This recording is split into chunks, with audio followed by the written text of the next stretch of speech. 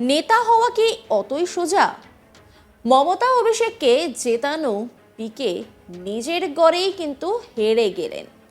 তিনি নিজে অন্য অনেক রাজ্যে সরকার বদলের কারিগর, ভোট কুশলী হিসেবে তার নাম আজও সারা ভারতে বহুল প্রচলিত। এমনকি রাজ্যে মমতা বন্দ্যোপাধ্যায়ের ফের ক্ষমতায় আসার নেপথ্যে তার ভূমিকা যাকে বলে অপরিসীম। আমরা কার কথা বলছি সে তো আপনারা বুঝেই গেছেন। তিনি পিকে মানে প্রশান্ত কিশোর, রাজনৈতিক মহল যাকে সংক্ষেপে পিকে বলেই চেনে। সেই পিকেই এবার নিজের চালেই কুপোকাত। হঠাৎ কেমন হয়ে গেল? তাহলে শুনুন, ভোট কুশলের দায়িত্ব ছেড়ে এবার পুরোদস্তুর রাজনীতিতে নেমেছেন প্রশান্ত কিশোর। জনসুরাজ নামে নিজে একটি রাজনৈতিক দলও তৈরি করেছেন। বিহার বিধানসভার আগে এই রাজনৈতিক দল খুলে কার্যত চমক দিয়েছিলেন তিনি। ভোটের প্রচারে নিজে রীতিমতো পরিশ্রম করেছিলেন। সকাল থেকেই বিভিন্ন ভোট প্রচারে গিয়েছেন নিয়ম করে। ভোটে শাসক দলের মুখ্যমন্ত্রী নীতিশ কুমারকে কার্যত নিশানা করেছিলেন প্রশান্ত কিশোর। কিন্তু তার আগেই বিহারের উপনির্বাচনের ফল বেরোলে দেখা গেল রীতিমতো নাস্তানাবুদ হয়েছে পিকের দল। যে 4টি আসনে বিহারের উপনির্বাচন হয়েছে সেই 4টি আসনেই জামানত জব্দ হয়েছে পিকের জনসুরেজ পার্টির প্রার্থীদের। অর্থাৎ নীতিশ কুমারের জেডিইউকে পরাস্ত করা দুরস্ত দ্বিতীয় দল হিসাবেও উঠে আসতে পারেনি জনসুরেজ পার্টি। এটা কিন্তু প্রশান্ত কিশোরের কাছে একটা বড় ধাক্কা বলেই মনে করছে রাজনৈতিক মহল।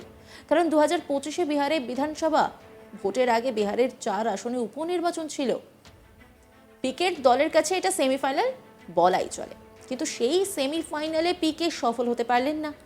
প্রশান্ত কিশোরের জনসুরেজ পার্টির তরফ থেকে ইমামগঞ্জে জিতেন্দ্র পাসওয়ান, বেলাগঞ্জে মোহাম্মদ আমজাদ, রামগড়ে সুশীল কুমার সিংহ, তারারিতে কিরণ সিংহ প্রার্থী হয়েছিলেন। কিন্তু ভোটের ফল বেরোনোর পর দেখা গেল এই 4 প্রার্থীরই জামানত জব্দ হয়েছে।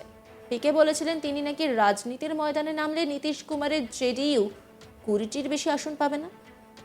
যদিও সেটা 2025-এর বিধানসভা ভোটকে লক্ষ্য করেই বলেছিলেন পিকের প্রতিপক্ষ নীতিশ কুমারের জেডিইউ কিন্তু এই 4টি আসনের উপনির্বাচনে একটিতে জয়ী হয়েছে।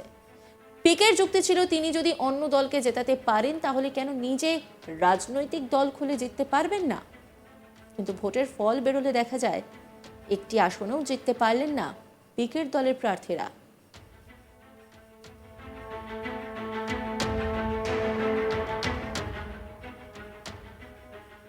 প্রশান্ত কিশোর তিনি কি বলেছেন শোনাব আপনাদের। तो जो सरकार चल रही है, जिस तरह से चल रही है, जनता का उसमें विश्वास है, तो वो सरकार चलती रहे। हम लोग अपना जो प्रयास कर रहे हैं वो प्रयास आगे करते रहेंगे। आप 4 सीटों पर हार गए। देखिए, जनसुराज और जनसुराज अभियान दोनों को 2 तरीके से देखिए। जनसुराज अभियान जो है उसको बिहार में स्थापित करने में, बिहार के घर घर पहुंचाने में 2 वर्ष का समय लगा है। बहुत लोगों ने जब अभियान की शुरुआत हुई तो ये कहा कि बिहार में तो कोई इसकी जगह ही नहीं है, कोई इसको मानेगा नहीं, कोई सुनेगा नहीं। लेकिन बिहार के एक बड़े जनमानस में आज जनसुराज की बात को लेकर, जनसुराज की परिकल्पना को लेकर, बिहार में बदलाव को लेकर एक सकारात्मक सोच बनी है। अब उस सोच को दल में और वोट में परिवर्तित करने की जो बात है, तो 1 महीना पहले जनसुराज दल बना है और 1 महीने में आज 10% वोट लेकर जनसुराज ने अपनी शुरुआत करी है।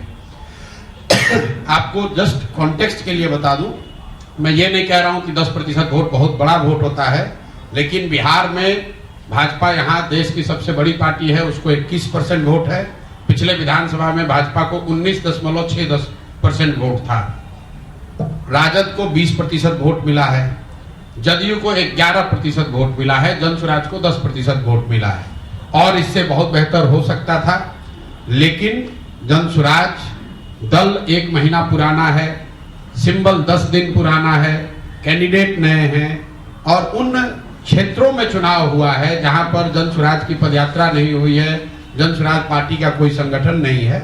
ये कोई एक्सक्यूज नहीं है, इससे बहुत बढ़िया प्रदर्शन हो सकता था, लेकिन जो है इसको देखेंगे और इससे और बेहतर कैसे करना है उसके लिए पूरी तरीके से प्रतिबद्ध हैं।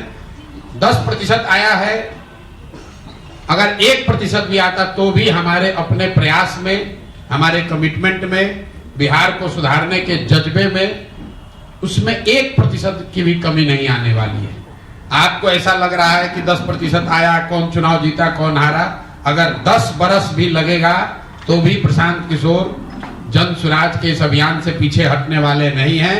आज 10% जनता बिहार की मानी है, जब वो भी दिन आप देखिएगा जब 30%, 40%, 50% जनता मानेगी, और तब जब तक नहीं मानेंगे तब तक जन स्वराज का और प्रशांत किशोर का ये प्रयास उसी तरीके से निरंतर, उसी ईमानदारी और शुद्धता से चलता रहेगा। उसमें कहीं कोई किंतु परंतु नहीं है। प्रशांत जी, वो 2 ही सीट पे दिख रहा है, 2 सीट पे जमानत जब्त हो गया है। मेरे भाई ऐसा है कि 2 ही पर दिख रहा है, 2 पर तो फिर हम 2 पर तो कंटेस्टेड सीट में उसमें 25% वोट मिल गया। ओवरऑल जन स्वराज को जो 70,000 वोट मिला है, मैं उसकी बात कर रहा हूं, कंटेस्टेड सीट की बात नहीं हो रहा। कंटेस्टेड सीट पर कितना वोट शेयर है वो तो अलग अलग देखना पड़ेगा। मैंने ये कहा कि कुल जमा 1-1.5 महीने पुरानी पार्टी है। जन स्वराज अभियान, मेरी पदयात्रा, मेरी सोच, ये परिकल्पना, बिहार में सही लोगों को साथ में लाकर एक नई व्यवस्था बनाने का प्रयास, वो 2 साल पुराना है। उसको लेकर आप जाइएगा समाज में, आप लोग भी पत्रकार हैं, जाकर देखिए 50%, 60% से ज्यादा लोग उसको सही मानते हैं। ये मानते हैं कि इस तरह का प्रयास होना चाहिए।